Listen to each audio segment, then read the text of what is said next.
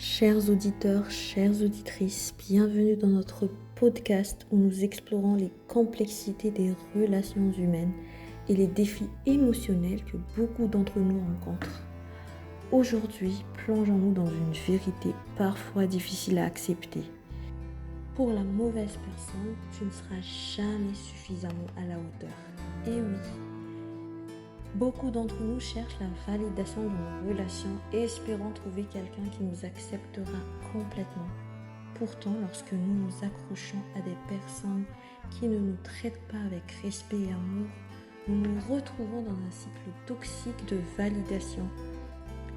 Parfois, les attentes sont irréalistes. La société moderne nous bombarde d'images et de normes irréalistes de ce à quoi devrait ressembler une relation parfaite.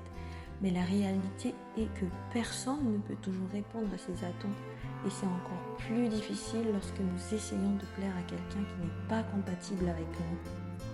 C'est pour ça qu'il est important d'avoir de l'amour propre. Apprendre à s'aimer et à se valoriser est essentiel pour rompre le cycle des relations toxiques.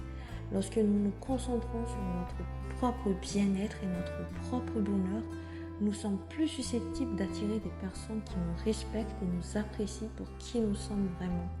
Lâcher prise alors et avancer.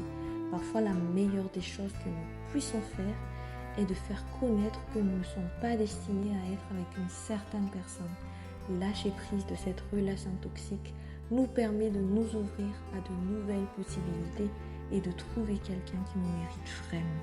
Souvenez-vous, tu mérites d'être aimé et respecté pour qui tu es vraiment. Ne laisse jamais quelqu'un te faire sentir que tu n'es pas assez bien.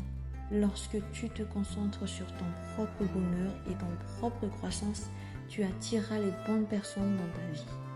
Merci de nous avoir rejoints aujourd'hui et n'oubliez pas de vous abonner pour plus de discussions sur les relations et le bien-être émotionnel.